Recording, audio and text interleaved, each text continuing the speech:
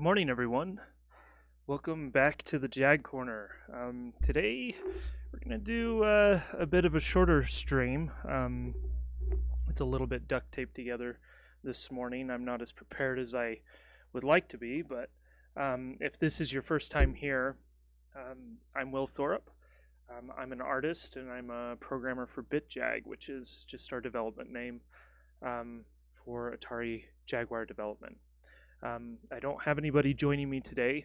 I'm still talking with Bryce about how we might be able to get him back on the streams.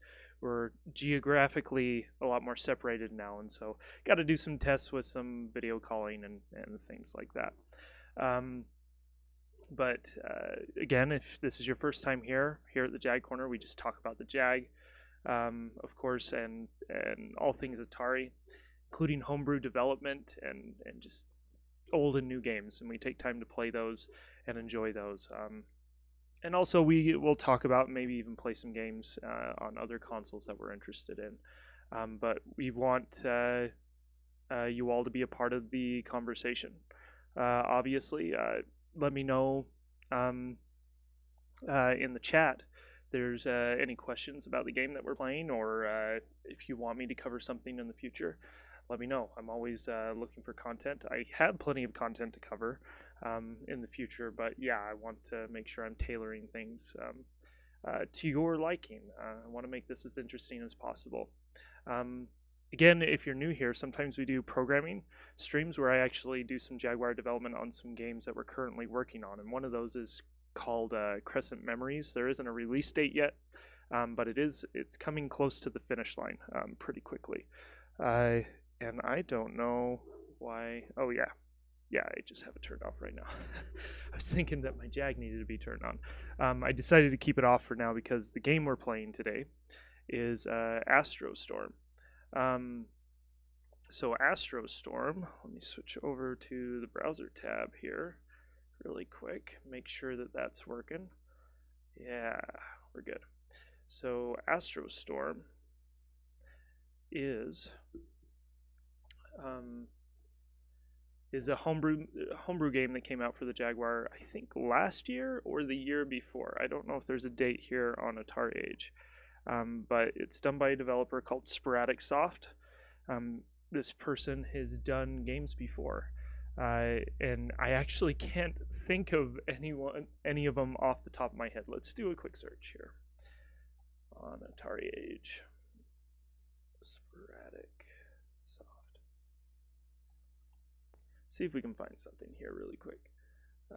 New tiles, a new free game from Sporadic Soft. Oh yeah, I believe this came out. In fact, I think I have it right here somewhere. It recently came out on a release. I think it was a reboot release. Tiles came out on a compilation cart just recently. Brains and Brawn. So he's probably worked on a few of those games for that release, or Bronze and Brains. I think they swapped that around. It's really confusing. But anyways, so he's done some games before. It looks like he's done a puzzle game. Seems to know what he's doing. I know that these games, at least Astrostorm, was developed on the Raptor engine, which is this one specifically, I think, is Raptor Basic Plus. But yeah, it's a pretty fun game. It's an arcade shooter, pretty simple. Let me see if I can show the box here without the reflection. Yeah, Astrostorm has some fun box art. It's fairly simple, but it is attractive. Yeah, and it is an AtariAge release. And because it's an AtariAge release, you can purchase it today if you want. I believe it's $70 US. Oh wow, this came out a while ago. It says copyright 2017. So, gosh, it doesn't seem like it was that long ago, but maybe it was. So the back of the box, we're not going to read the entire manual.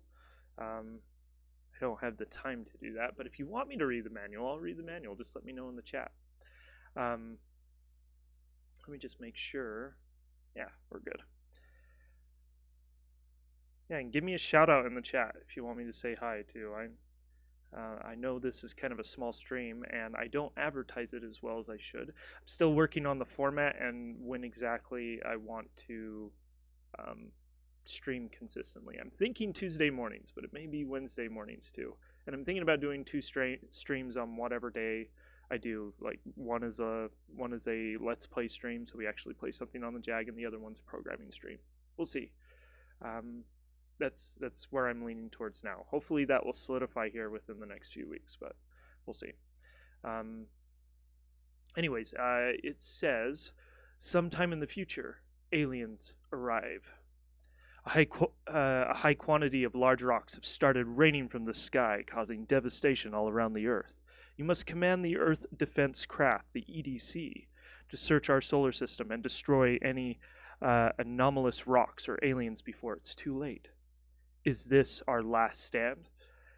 And it features a campaign story with 40 levels, skirmish mode with random levels, arcade modes for quick pick up and play, a mix of gameplay styles between shooting and space flying, power-ups you can activate at strategic moments, and separate scoreboards for each game type.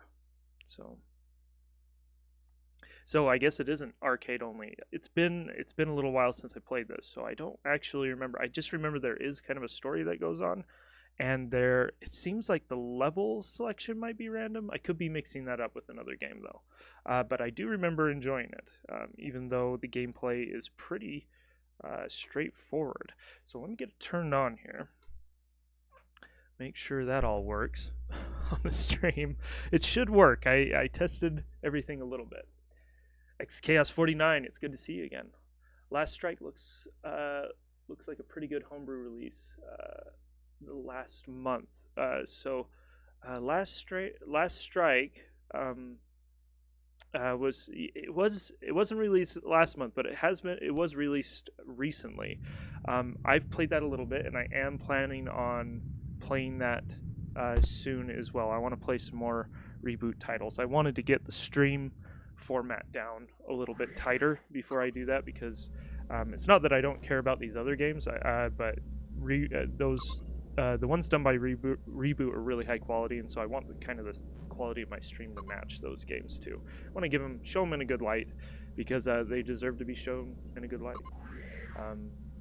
Have you played Last Strike yet, XChaos? It's pretty good. I've put maybe a couple hours into it already, and so it's a pretty good game. Anyways, it looks like, let me know also, XChaos, if you can help me out with the stream here really quick. I noticed that my last stream my audio was out of sync, so if you can let me know if my video comes before my voice or after my voice, if there's a little bit of a lag there, because it seemed like there was a bit of a lag. I did a test before we started, and I think I have it pretty well synced now. But I don't know what happened last stream. I don't know if clicking on an option in OBS or something made it go out of sync. I'm not sure. It seems a little flaky sometimes. Let's see here. Okay. So we saw the logos and we saw a bunch of things. I like this little monitor that slips down. It's pretty cool. Yeah, it's pretty attractive. Whoever did the artwork for this screen, it looks really good. I believe this is one of the few screens we actually see in the game, except for this monitor that slides down to show us text. And so this looks like the main menu, so we can play easy, medium, hard. There's a help, scores, and credits. So let's take a look at those really quick. Sweet, thanks XChaos. I did rush a little bit this morning because I wasn't sure if I was going to actually do a stream this morning. I'm like, maybe I should spend some time thinking about the show a little bit, but then I got looking at some things I had written down, and I'm like, I want to play a game. So we're playing a game, and so hopefully the stream goes smoothly. Okay, let's take a look at help. Help sometime in the future. Okay, this is the back of the box. Let's go to the next. Use the aiming reticle to blast everything. The small monitor hints at the next rock color to shoot for bonus points. So the rock colors make a difference. During some levels, you must face an alien boss and destroy it before you continue to the next wave. So there are boss battles. Gameplay. Oh. Dataset user, welcome to the stream. Would be great to see the gameplay on the larger window. Other than that, all is fine. Hey, well, if you guys want to see it on a larger window, give me just a second. Let's play. Because I think I can do that fairly quickly. My only concern is maybe the chat. I'd like to keep that on the video, but maybe we can sacrifice it. Let's see here. Maybe I can kind of just make this just a bit smaller. My window a bit smaller. Chat just a bit smaller. Yeah. Maybe that's better. I don't know. Let's try it. Let me switch over to it here.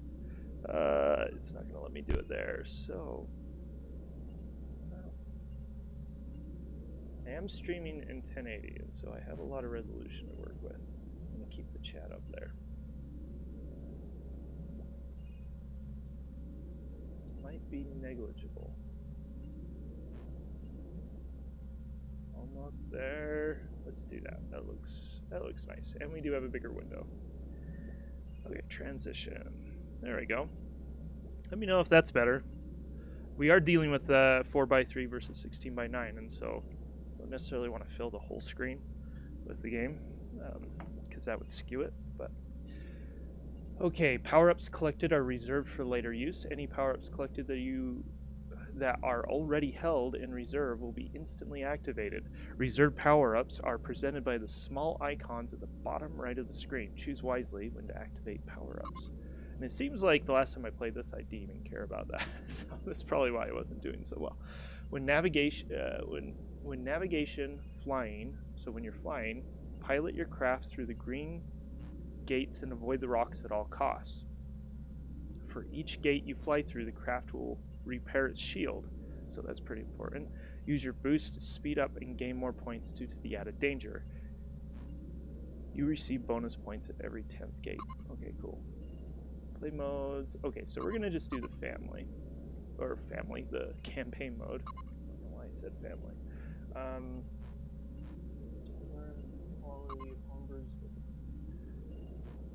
Yeah, no problem.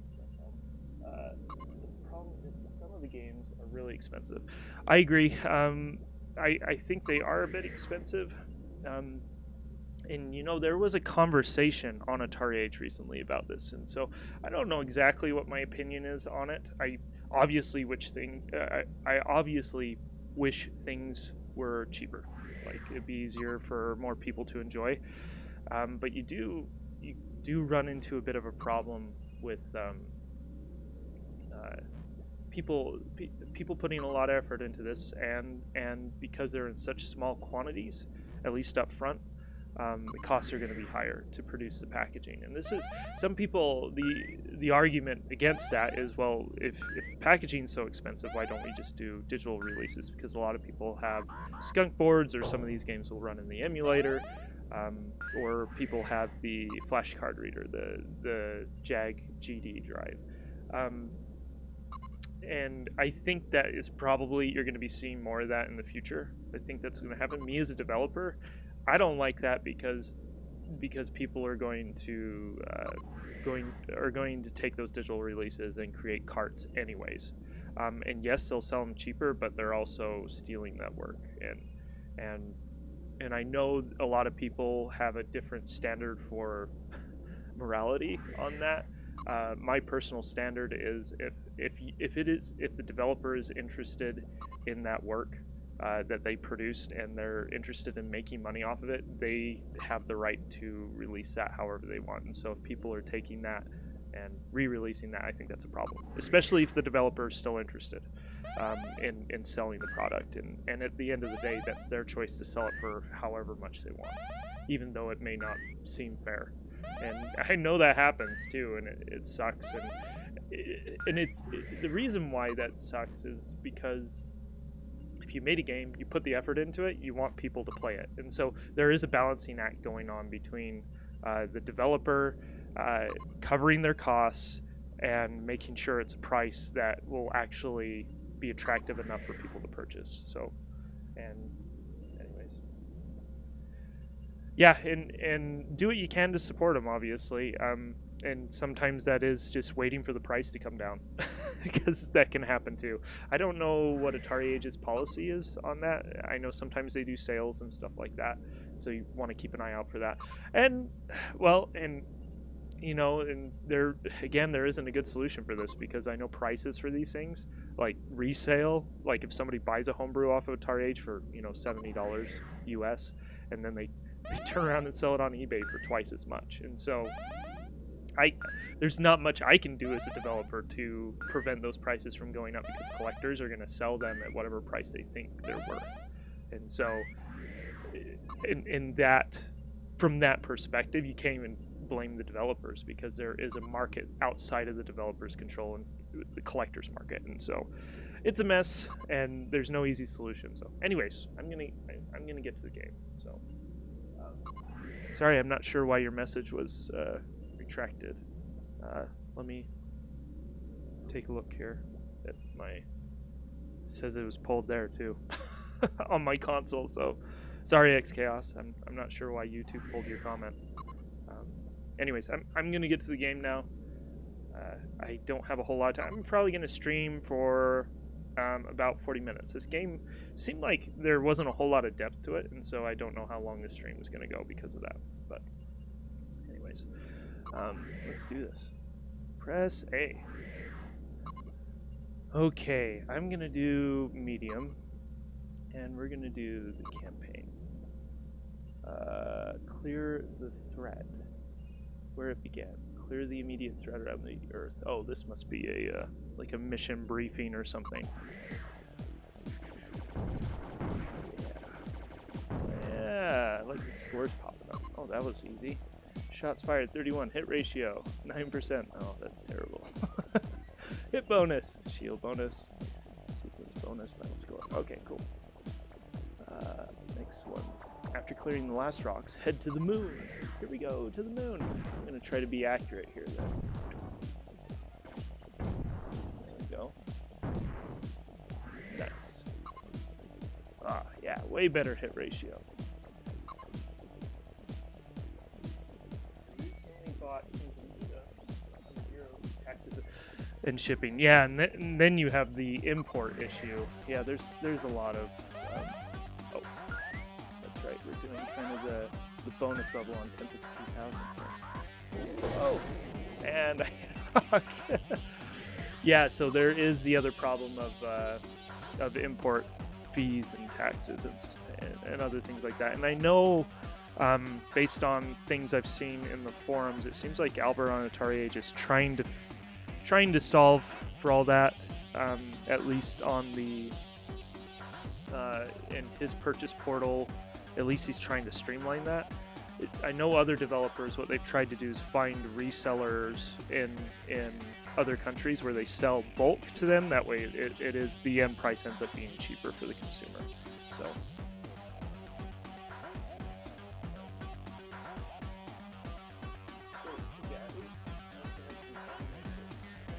yeah, Kings of Edom's really good. I may need to do another stream. I've technically done 2 streams over the last couple of weeks. One of them I had to pull down just because it was a mess. The stream was a little bit of a mess. But I did stream it last week, I believe, if I remember. And I'll probably stream it again because I want to play that one. I want to get all the crowns. It'd be cool to do that on a live stream and get all the crowns. And so that one is definitely going to be played again on the stream eventually. Oh wow, so yeah, that didn't include the import taxes. Yeah, creators and distributors can only do so much. Game collecting is getting intense these days.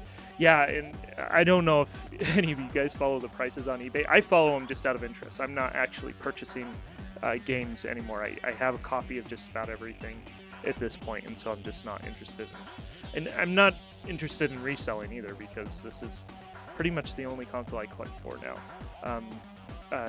And so, anyways, I don't know if you watch the prices on there, but just in the last couple of years, prices have more than doubled for just about anything. Like, I was talking about Wolfenstein 3D the other day, and it's one of the last things I need, and I just need a box. And first of all, there's no boxes that show up on eBay.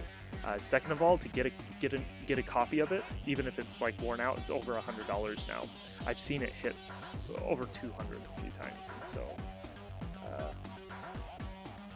yeah. And there was a time with Jaguar games where it was just for the love of it.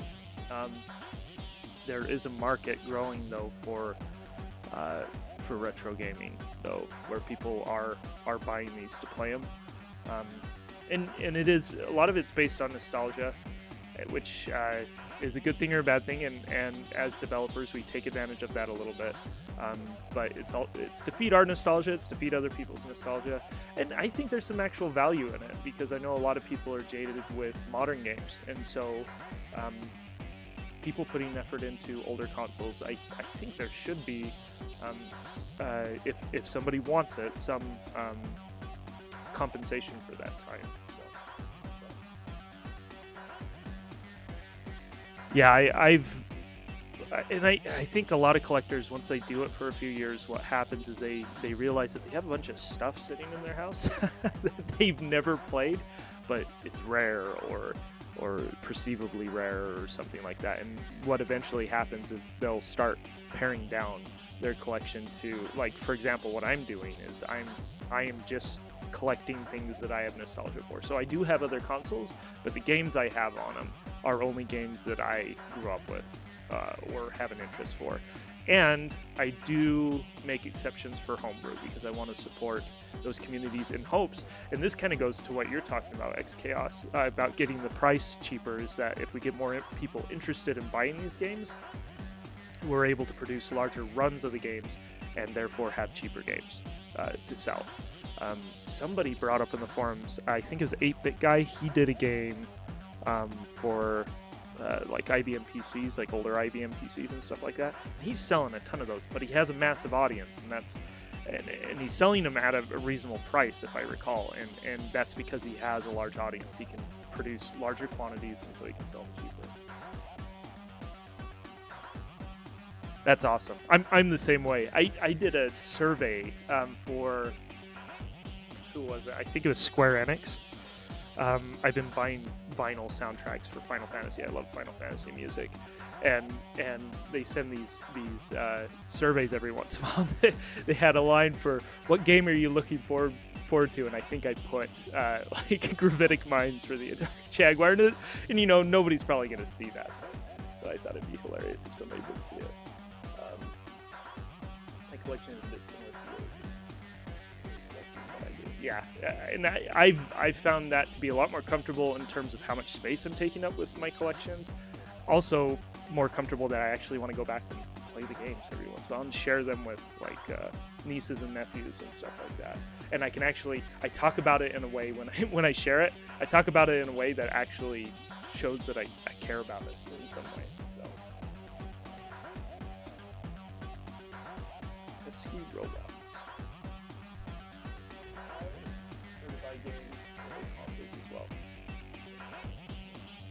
Anyways, I'm going to get back to playing for a little bit. I'll look back at the chat. I need to set up something better for my chat. I need to have the monitor, like, right up here or something. I'm going to be... So if I don't answer something immediately, it's because I'm playing the game. I actually can't see the chat. So play a few more levels here. Oh, there's the moon! Why am I not hitting that one? Huh.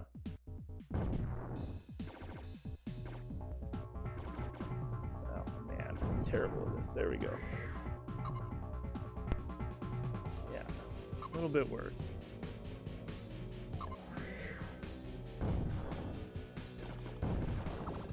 So, I don't know. I don't want to rain or come down on somebody too hard, but oh man, there's an alien. Get him. Oh man. Got him. Oh, do I just need a double? Oh, I can blow those up. But this game reminds me a little bit of, so Wave 1's game, it was Jag Zombies, I believe, which was a shooter that Wave 1 Games was doing, and I get the feeling that Sporadic Sod did this game specifically in answer to that game, because Jag Zombies really didn't look that good. It didn't look well made. It looked like it'd be a fun zombie game if it was if a little more effort was put into it. But anyways, I feel like this game is an answer to that. And this game is quite a bit is fun. It feels, at least right now, it feels fair. Let's see if we can get to a boss fight. Oh crap! Oh yeah, the arrows dodge. I think I died. Yep, game over.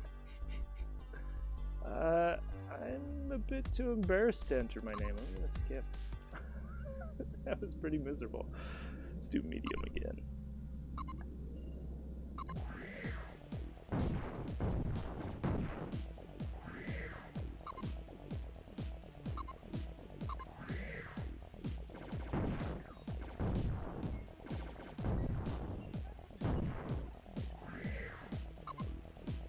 Pretty simple. These first few levels. What's that? Follow the arrows. It tricks you with asteroids. Dodge it. Yeah, there we go. I like the Flying Through Rings episode. It reminds me, or Flying Through Ring levels, like mini games. It reminds me of Tempest 2000. Jag Zombies is a horrible game. Second looks much better, but it's too expensive. Oh, I didn't even know there was a second game. I kind of tuned it out. I'm gonna have to go take a look at that.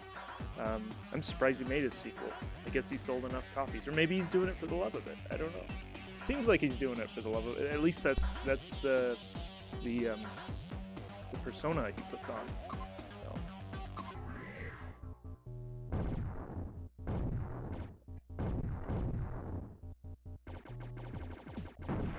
There we go.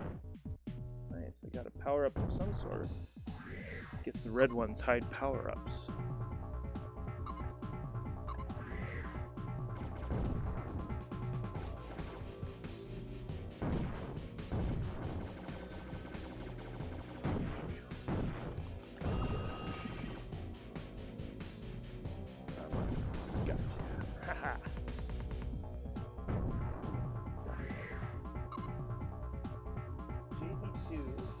Jag Zombies 2 is definitely better than JZ1.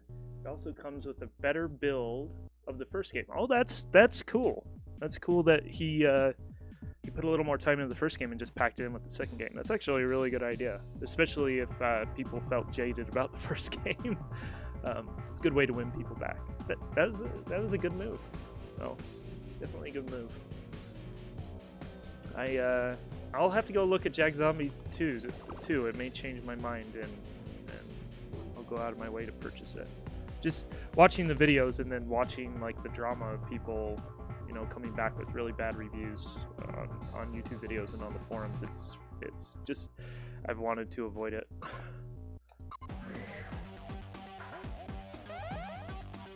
It seems like he sells his games a bit cheaper though. Seems like they're $40. No, maybe not. I can't remember, to tell you the truth, if he sells his games cheaper. But maybe somebody can let me know.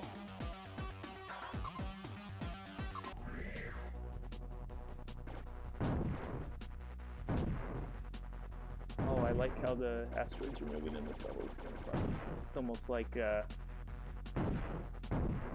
oh, the power-ups change too. That's cool. Kind of like a side-scroller shooter. They change. Oh, my favorite game. So I do have the default of Tempest 2000 as one of the best games on the console, and I do really enjoy that game. But I'm an Iron Soldier fan. I really like Iron Soldier. I like the presentation. I like the music. I like it from a quality standpoint, especially for the time. I believe it came out in 94, the first one. So the same year the Jaguar was released, and you couldn't get there really, as far as I know, there wasn't really an arcade mech experience like that back in '94, and so I appreciate the quality level for the time. And obviously Iron Soldier 2 is a huge upgrade in terms of frame rates and visual quality. It's a fun game. I enjoy it. I go back to it. It's a fun one. It's one I can play with my dad. It was one of the few games he enjoyed, and so I think that's one reason why it's my favorite too. It has that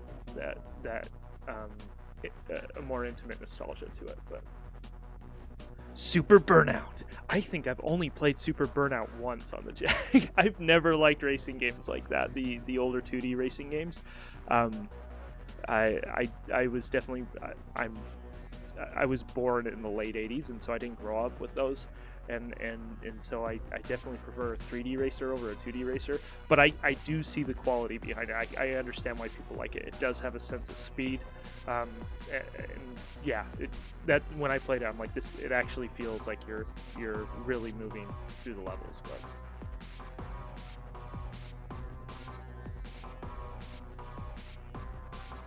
yeah, and you know, that's probably why I've avoided it, and this is a problem I have as a developer. I don't feel like even talking about my game until I have something that is really close to done, because I know people pay a lot of money for these, and I know people, they really look forward to these, probably more so than like a modern release with a lot of people. And so when I see somebody who's on the forums and just they're constantly talking about their games, they're showing constant updates, it feels like they're painting themselves into a corner. And so I want to avoid doing that, because ideas change, and when you're developing a game, sometimes the game leads you, while you're working on it, leads you in a completely different direction. And so I don't want to set up false expectations. I guess that's what it comes down to. And so when I see other people doing that, it just turns me off. Anyways, yeah, so Iron Soldier 2 is definitely my favorite official release for the Jag. My favorite homebrew release, and I know you didn't ask that, but it seems like I put some thought into that before. But there's another one. Get up! Favorite homebrew release. I know I thought about this before. I honestly don't know. I'd have to go through and look through a few games. You know, 2042 is pretty good. The one done by Orion Soft is really good. I actually enjoy his, what's it called? It's the Myst game that he did, the first-person point-and-click adventure.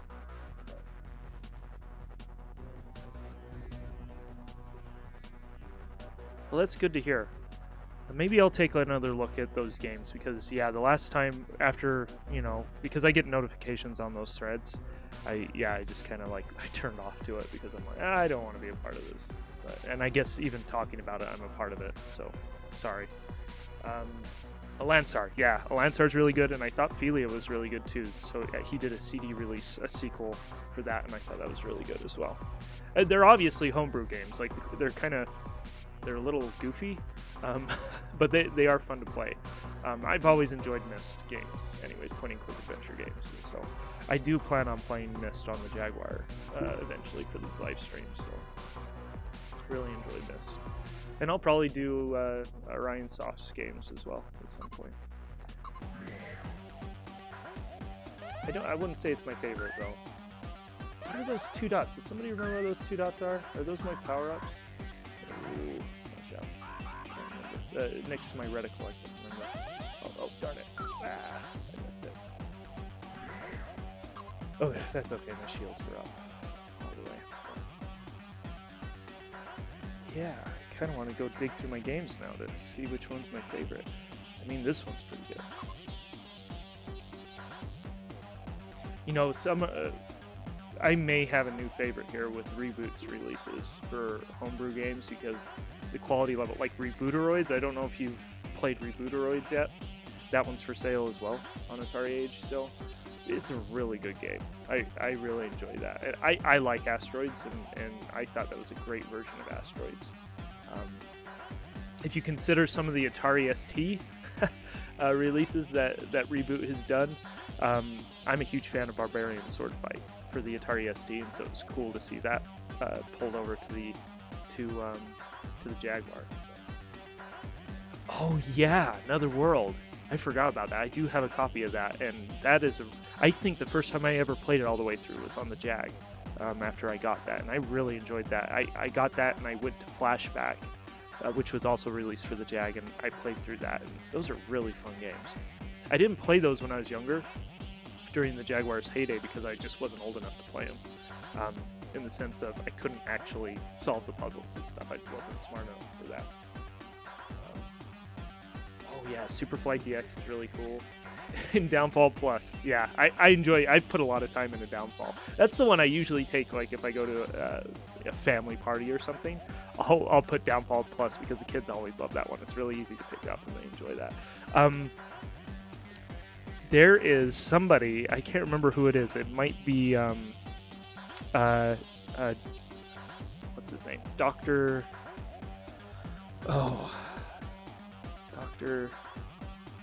I can't remember now. He's been releasing a lot of smaller arcade type games, homebrew games. Let me see if I can pull that up here really quick. Dr. Typo, that's his name, Dr. Typo. I believe he teased a game that's similar to, I'm blanking on everything right now. It's similar to, Super Hexagon. That's what it's called. Yeah, Dr. Typo. And Super Hexagon, I love Super Hexagon, and somebody did a prototype of that for the Jaguar, and they've really teased us with it, but they haven't released anything. And I imagine making a game like that's pretty hard because you have to make all the hard part is the music. I imagine just getting enough music to make it interesting. If that was an official homebrew release, that would probably be my favorite because I love that game. I put so much time into that game. Anyway, yeah, those are some. Get some more power-ups here.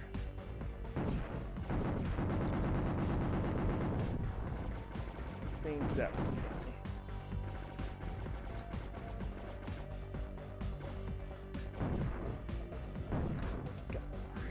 okay. Yeah, Dr. Typo's done a bunch of small releases. Oh yeah, Fallen Angels. That one's really good too. I wish it's pretty.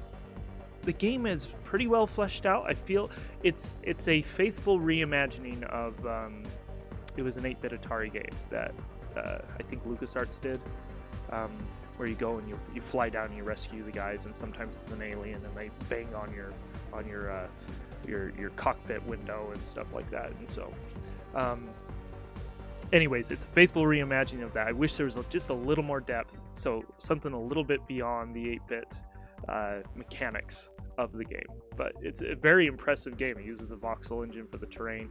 It's solid. Like, the gameplay is solid. It's a lot of fun. But yeah, I don't think it's ever had an official release. So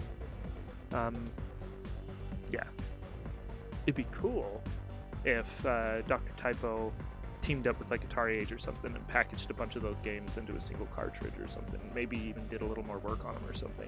That'd be cool. But yeah, Fallen Angels is really good. And yeah, I guess it was never fully released. There's, I believe Dr. Typo has put that one out into the public domain though, so you can download it legally and play it.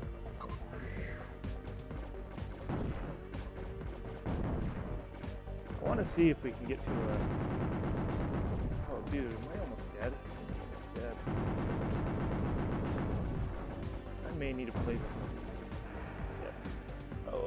Oh, I have lives or something.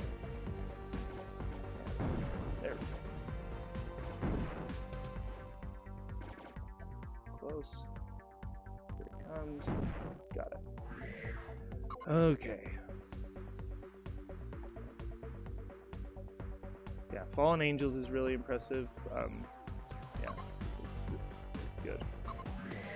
It feels like the last time I played it, it's pretty much all the mechanics that were in. Gosh, I wish I could. Darn it! I wish I could remember the name of that 8-bit game that came out on the Atari 8-bit computers. Man, there's a lot of asteroids.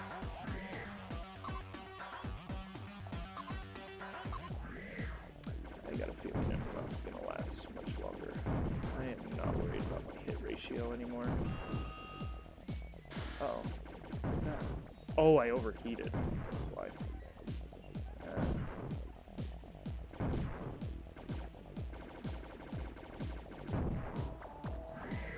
I should probably use some of my power-ups. I forgot how to use those too. I saw the game concept from the BitJag site. What looked like a Shining Force style game. I would love something like that on the Jaguar. Okay, I need to talk about a more optimistic Will, a Will from my past. I was definitely a lot more optimistic about developing games. I thought it was going to happen a lot quicker, but yeah, that was a less experienced Will. Anyways, I because I'm an artist, I like coming up with concepts and stuff like that. And so I came up with a concept for a game that kind of looks like Shining Force. I had this idea of trying to work within what I thought were the limitations of the Jag at the time. I'd have these 3D platforms, which would be rendered cubes, basically textured cubes, and then on top you would have a 2D sprite that changes according to the perspective of the camera. And so I did some concept videos for that.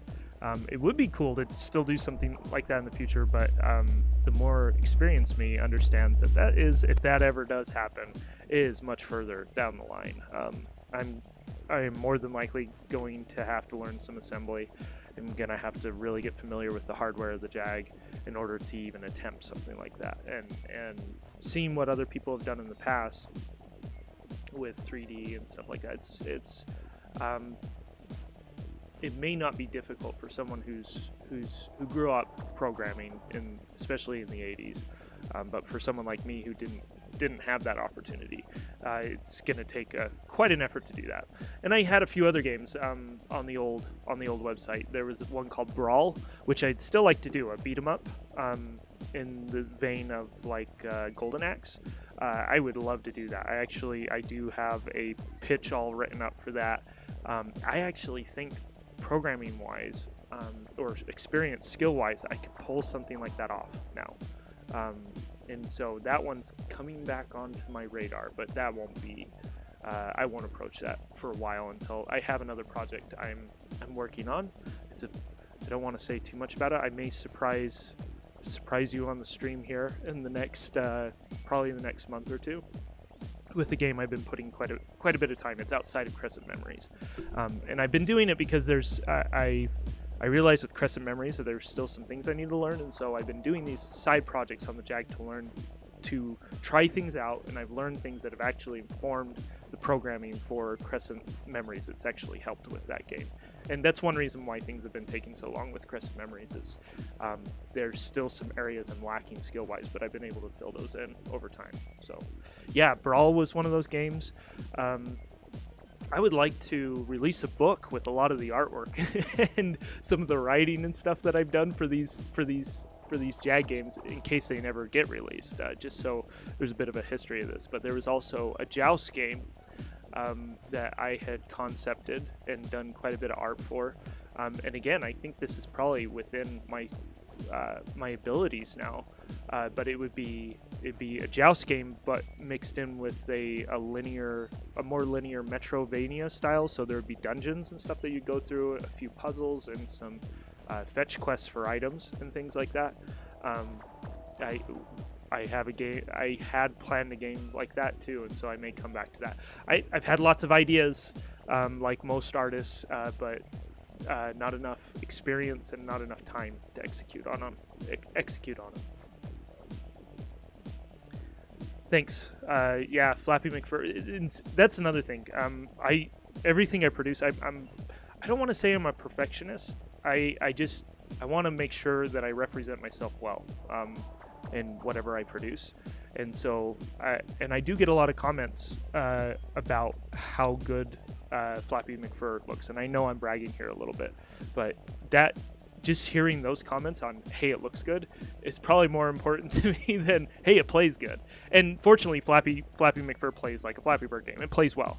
But I was definitely learning during that game, and I probably spent too much time on the artwork than I did on the mechanics. And so hopefully this re-release, I've put a little more time into the code. It runs a lot smoother, and it has things like you can save your score now, which is awesome. So it's the same game, still looks great, but it's gonna be a little more polished on the back end. So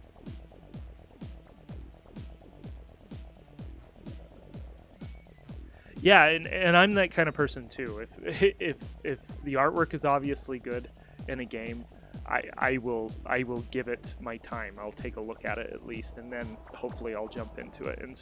And so I make games the way I'm attracted to games. I spend a lot of time on the art, and unfortunately that can, from a development standpoint, it's a bad habit because you'll spend so much time on the art and realize that the game actually isn't good. The mechanics of the game, and so I'm trying to find a better balance with that. Crescent Memories fell a little bit into that trap too. The games are fun. They're there. I'm actually planning, so Audit Will Be Watching, which is the menu-driven survival game. I'm actually planning on expanding that just a little bit more, giving it a little bit more depth, because I did spend too much time on the art. It looks nice. Like everybody I show it to, they love it, the way it looks. But everybody that plays it, I think they get caught in the mire a little bit. They feel like they're in a swamp of things that they have to keep track of, and so I'm trying to figure out how to adjust the gameplay so it feels a little bit more fun up front, so they're willing to put in the time later on in the stuff, the survival stuff, in order to finish the game. So, but yeah, I'm definitely an art guy. I'm a visual guy, and so the programming side is something that I've learned to love, and I actually really do enjoy it. I almost enjoy it as much as I do drawing and painting, but I'm definitely an art. I like telling stories. I like expressing ideas, and so I'm kind of re-engineering my thought to turn programming into an art as well as a method of that expression. And so I'm hoping to do that better in the future. So yeah, hopefully we can get to a boss here. Boom, or not. I died again. This game's tough. It's really tough, at least on medium. Can't imagine what it is on hard. I think I will. I don't know if this game has an EEPROM. W. Oh my goodness. Oh, look at those triangles. Those are cool. Let's do a few of those. Oh, darn it. Should just got it. Well.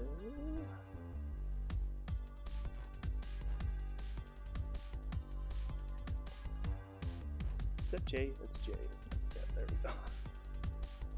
I'm not dyslexic, I swear.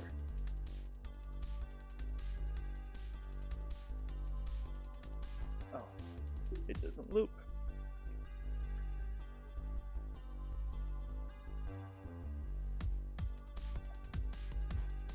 There we go. Those triangles are cool. Finish. Saving. Oh, it is saving to an EEPROM. Awesome. Go look at the high scores. That is taking a long time. Maybe there's a 256K EEPROM in there. Oh, I put J's before. That must have been when I played it the first time. Wow, I did way better the first time. Of course, maybe that was probably on easy. That top high score was when I first played this game, when it was first released. So, and I thought those J's were L's back then. But anyways, cool.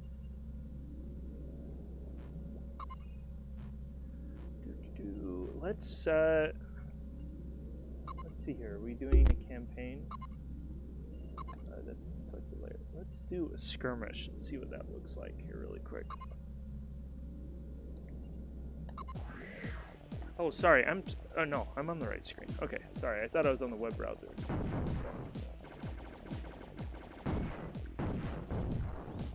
want to use one of those power-ups. I want to use those. Oh, there it is.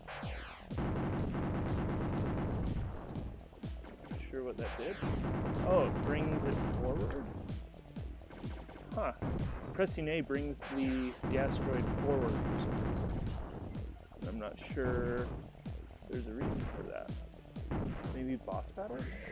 I don't know. Huh.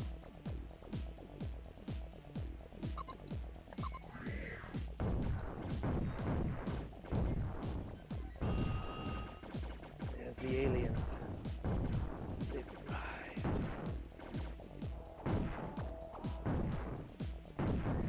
Yep, there's a lot of ideas for homebrew games, just no time to do them. There's my brother and my brother's a far better programmer than me, and so when I run into a problem that I simply can't solve, I usually pass the task on to him when he has some free time. And I've been wanting to figure out a scrolling tile engine in the removers library. And I talked to Seb, who's the developer of the library, and he says there isn't any easy way to do it. The library just isn't optimized for tile-based games. But thinking about it, I was convinced that there was a way that we could optimize the drawing of the tiles off-screen in such a way that we could do at least some limited scrolling.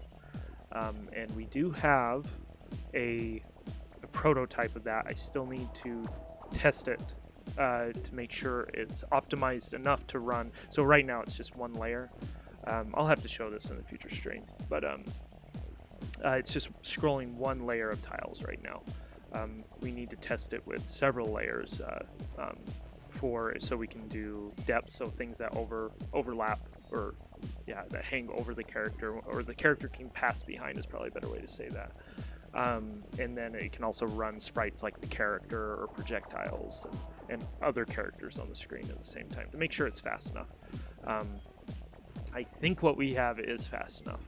I've tested it with just music so far, and I don't know how much music impacts the speed of the game, but it definitely doesn't seem to have any problems with what we have right now. And so we do have a scrolling tile engine, and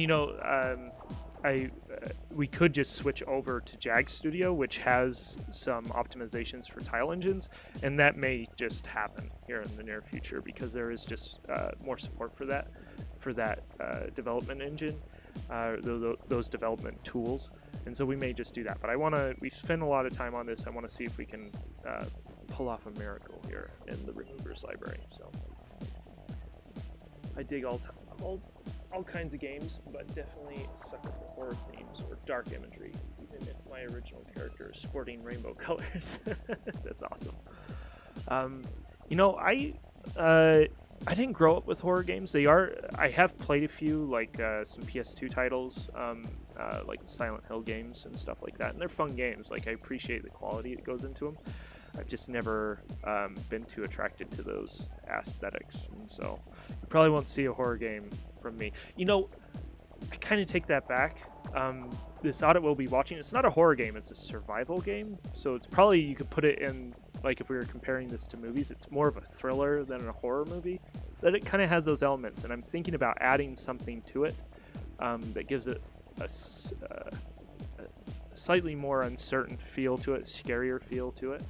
So we'll see, because I think the tone of the game kind of leans a little more towards the darker side, and so it's definitely more serious than Flappy McFur and Oddball, which is the Pong clone that we're doing, and so there's room for that. We may do that. I mean, the fact that you can freeze to death and die in a few different ways, there's a little bit of that horror element to it. So it's more of a thriller. I shouldn't say horror.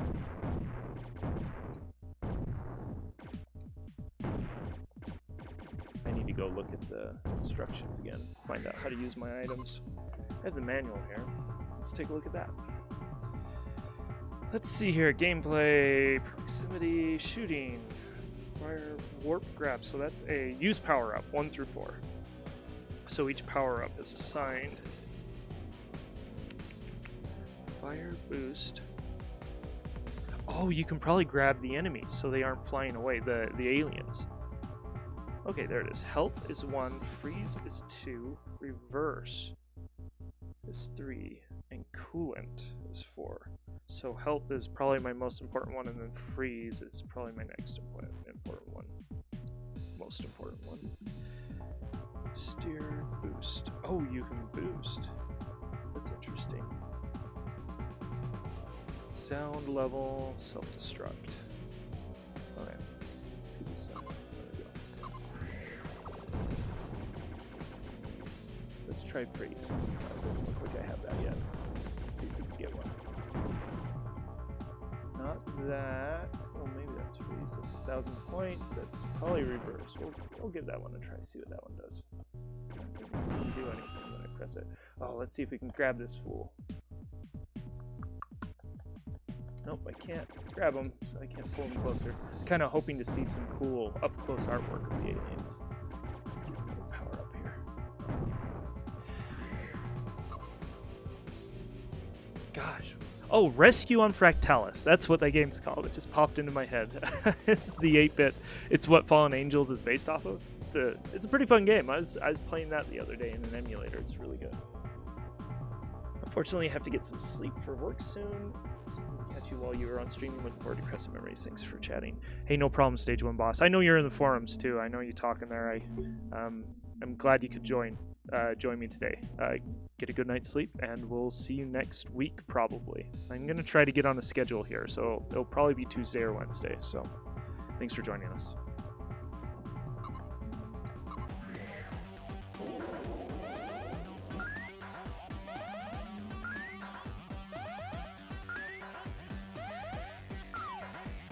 Awesome. I think I got all of them that time. Maybe. Oh no, I missed that last one. Apparently. I thought I got it. Must not have been centered enough.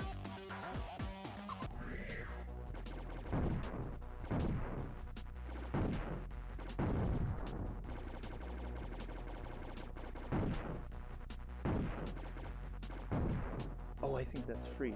That doesn't do anything though.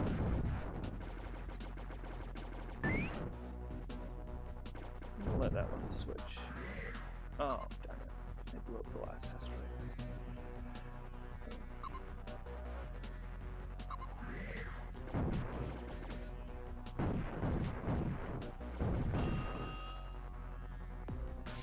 Oh gosh, it reversed my controls. That was cool. I like that. I usually hate that in games when they do, when they reverse your controls, but this time it was pretty good. Grab some more power-ups. It doesn't seem to indicate whether you actually have the power-ups or not. That's interesting. At least I don't see anything down there.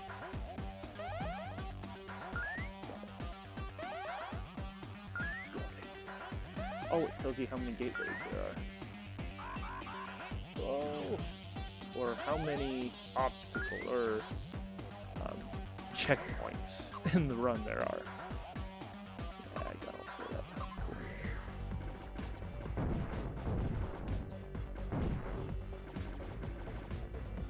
Maybe the warp thing is good for if you want to pull the faster ones closer or something. I don't know. It's weird. I like this skirmish mode more. Of course, I am playing on easy. That might be why it's a little more enjoyable. You are. There. Gotcha.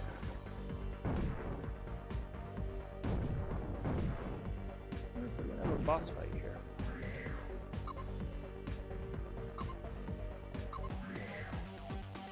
I'd like to get a boss fight before the end of the stream.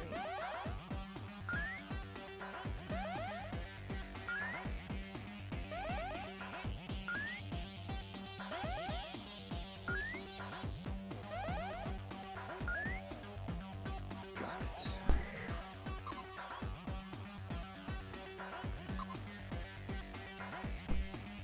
So, X Chaos. If you're still on the stream, do you have a favorite Jag game? Or favorite homebrew?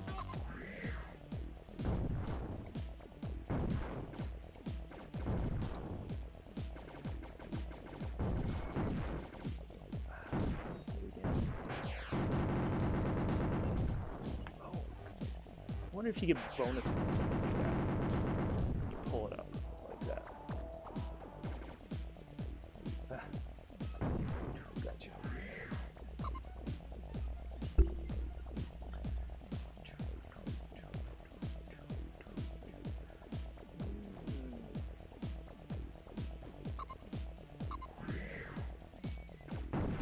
Yeah, Iron Soldier is really good. I really enjoy Iron Soldier. I'm trying to think of a game I recently enjoyed a lot more. And I put some time in.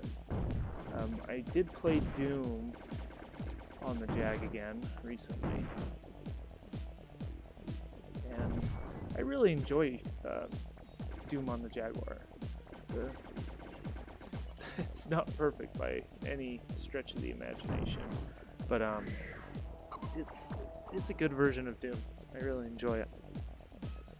I wish the multiplayer. I would love to do. I know somebody's been doing some fixes on Jag Doom recently to fix some of the networking bugs. Apparently they solved that.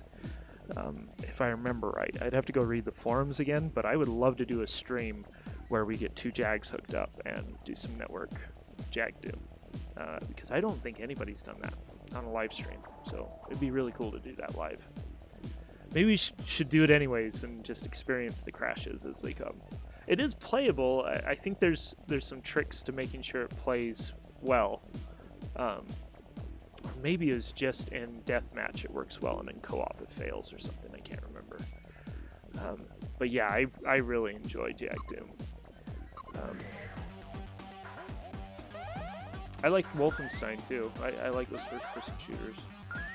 That's probably, I may be a little bit biased towards first-person shooters. It's weird because I don't play modern first-person shooters as much anymore.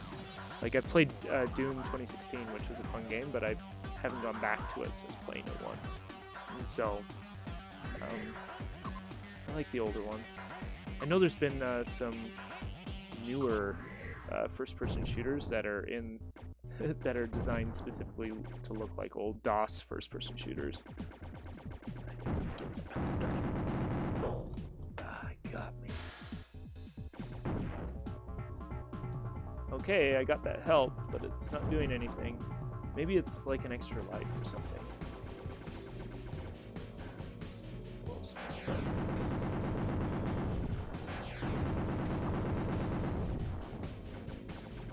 Ha, of course you can't hold this forward. Got you. Health. Yeah, doesn't seem to be working. Pretty sure my number pad works on this controller, so. Oh, dude, that keeps. Oh, it's ping-ponging. That's what it's doing. There we go. That's interesting. I really enjoy. I know it doesn't get a lot of attention because people just say, "Oh, this is a Mortal Kombat clone," and so it's not worth my time because it is a Mortal Kombat. But Ultra Vortec.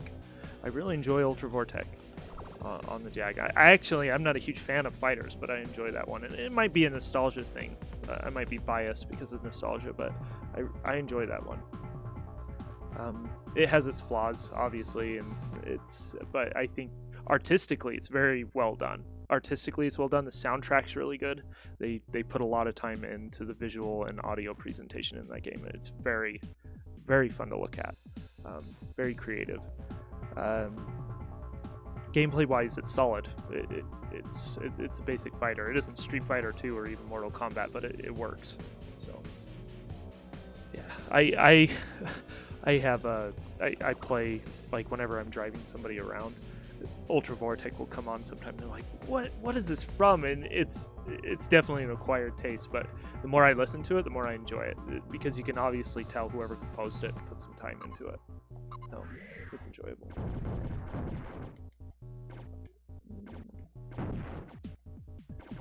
These faster ones, I want to spend time getting those, but oh, darn it. Where's my controls?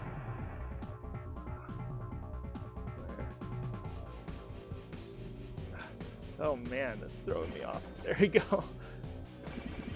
Got him. Got him. There we go. I am surprised that we haven't gotten a boss battle yet. Oh, the reverse might be for when the alien reverses my control. If it controls, it switches it back. I'll grab a few of those. Oh, this one's ping-ponging.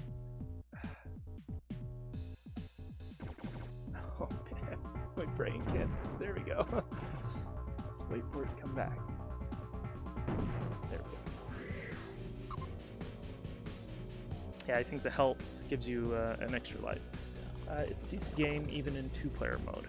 Yeah, and I enjoy it in 2-player mode. There's some obvious flaws, like who is it? Lucius. He has that where he turns into a bird, and he has 2 different modes, and there's a high mode and a low mode. And if I remember right, it's the high mode that's kind of, if you know how to spam that correctly, like the other player can't do anything, even if they're Lucius. Like whoever gets to it first, it causes all sorts of problems. Also, Ultra Vortex looks so much better on a CRT. Yes, I agree. Right now, I have it's the OSSC, and I'm converting RGB out of the Jag from a SCART RGB to a LCD. And even with the scanline filters and stuff like that, it just doesn't feel as good as a CRT. I keep a big CRT around just because most of these games, a lot of these games, don't look any good on an LCD. And I've found that when I share games with the younger people in my life who have never experienced a CRT, when you put a CRT in front of them, it's mesmerizing. It's weird. Well, it isn't weird. Those games were designed for CRTs, and so they typically look best on a CRT, especially the 2D sprite games. They look great on the CRT. So definitely worth it. Definitely worth it if you have the space. They are beasts. And you have people that are willing to help you move them. So, what are those dots? Those dots are around my reticle. Look at the manual one more time here. Actually, I need to get off here soon. So, I gotta go to work. So, let's do one last level, and I'm gonna call it quits. I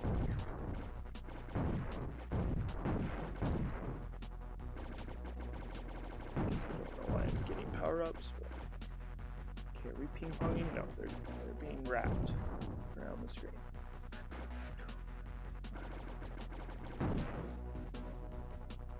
I wish I knew what the freeze. Oh, what's that? Anyways, okay, we'll have to play this again some other time though. Dataset user, thanks for joining me. Thanks for chatting for a bit. If there's anything specific you'd want to see, like officially, I'm planning. So a couple years ago, I was doing it might be 3 years now. I was going to do a playthrough of Battle Morph. So it was the CD version of Cybermorph on the Jag. And I think I got a couple episodes into that, and so I want to continue on that. But if you have any suggestions for games you would like to see, games that you don't have, I may have them, and I can pull those up and we can play them on a future stream. So I am open to suggestions on that. Otherwise, I'm just gonna pick a new homebrew or pick an official release and play it for a few minutes. So I would like to go back and finish Battlesphere, because I think I've been through it once a long time ago. I honestly don't remember if I finished it though, but it's a fun game. I enjoy that game. I actually enjoy Cybermorph too. It's just there isn't a lot of depth to, or there isn't a lot of variety to the missions, and so it kind of gets repetitive really quick. But Battlemorph is definitely a much better game. Great soundtrack too. But yeah. Anyways, I'm gonna switch back over so I'm slightly bigger on screen. Thanks for joining me. I am planning on doing at least weekly streams, at least once a week. I've decided on that. I'm hoping to start on a schedule next week. There's a few things I need to do in order to make that happen, and so I'm hoping to do that next week, so it'll be consistent, so you can expect there will be consistent time that you can come watch me play or program. And again, I am considering doing 2 streams a day, so if you prefer to watch me program, I'm probably going to dedicate a stream to that, and then the other stream will be to Let's Plays. And I may switch those. I may toggle between what time of day I do those. So some weeks I'll do the programming first, gameplay second. Some weeks I'll do the gameplay first and then programming second. So we'll see. Yeah, thanks. And we will see you next week.